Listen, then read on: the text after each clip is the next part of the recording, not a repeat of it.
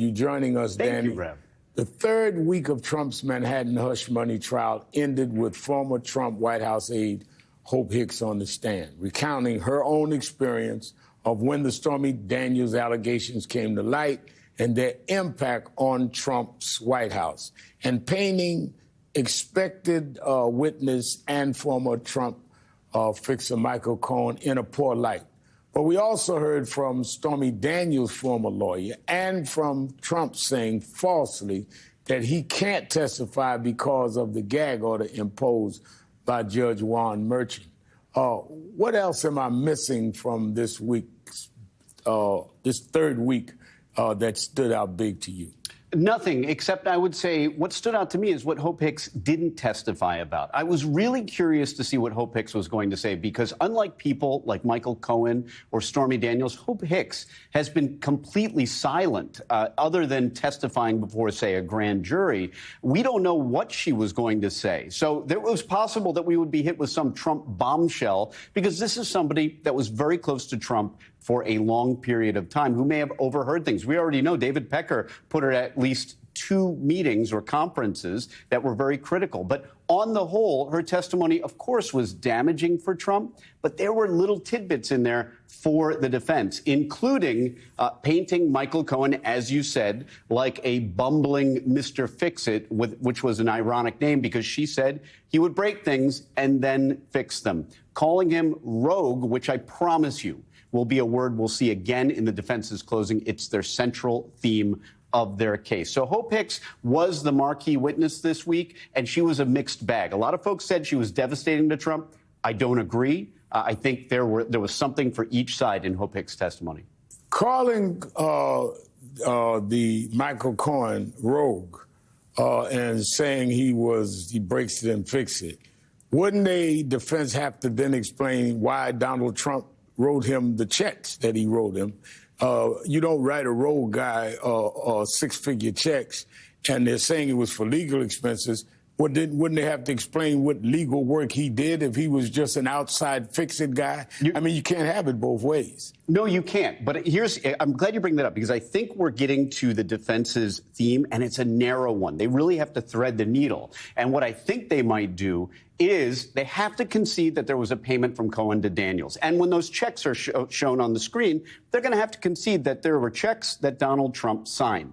So what do? Maybe your angle is Michael Cohen was a rogue actor that Trump reimbursed after the smoke had cleared. And if that's the case, Donald Trump couldn't have had the intent to participate in Michael Cohen's bad behavior if he just reimbursed him after the fact. It's a narrow needle. And even in that narrow needle, would they also have to say that Donald Trump reimbursed him and he had nothing to do with the election? He just reimburses rogues? Right, exactly. So you are seeing this narrowing window of the defense's theme. That, and in addition, point the finger at people like Michael Cohen and Keith Davidson and say, liar, liar, pants on fire. But that's why the people are introducing witnesses like Hope Hicks to help galvanize their shakier witnesses, so that when Michael Cohen finally testifies and he's cross-examined and crucified over his prior bad lack of credibility, let's say, right, then they can point to, in closing, they'll say, okay, Michael Cohen, we told you he had credibility problems.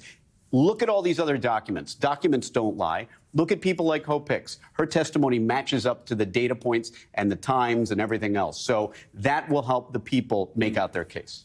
Hicks testified that the Trump 2016 campaign was rocked by the release of Trump's interview with Access Hollywood, in which he commented about groping women. Why is that interview so central to the Manhattan prosecutor's case against Trump now? It's huge, because the prosecutors first spent the early part of their case establishing the transaction from Michael Cohen to Stormy Daniels and all the players involved, even the banker who helped facilitate the payments through the bank, although you may not have known what they were for. So once they've established that, now they appear to be moving on to the motive. What was the feeling at the time of the Access Hollywood tape? And Hope Hicks described an atmosphere where she was shocked, everyone was shocked, Michael Cohen was swinging into action, and everyone was concerned about the campaign. That is to defeat in advance the defense's argument that, hey, This is something that didn't have anything to do with the campaign. It had to do with family with Melania Trump. And that's why I say Hope Hicks was a mixed bag, because she also testified that Donald Trump was worried about Melania. So, look, there's not a perfect witness for the prosecution, but this was a good witness. Right. They've had good witnesses so far, or else they wouldn't have called them.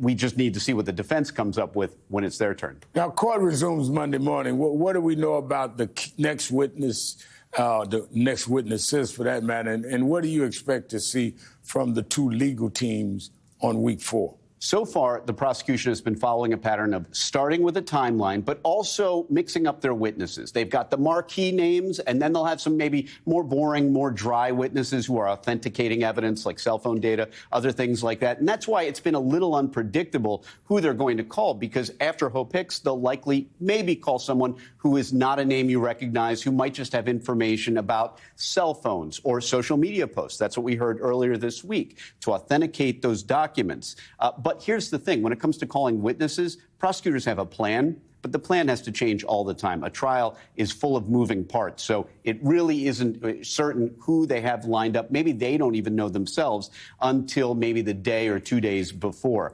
The defense is going to continue to hammer their theme, which is obviously now, they've made it very clear, which is that Michael Cohen went out on his own without Trump knowing about it, and there's no evidence, they will argue at the end, that Trump was involved in any of these until way, way, way after the fact, and after he could have formulated the requisite criminal intent. But he still could have done it because of the election, for whatever, later or then. It was about the election.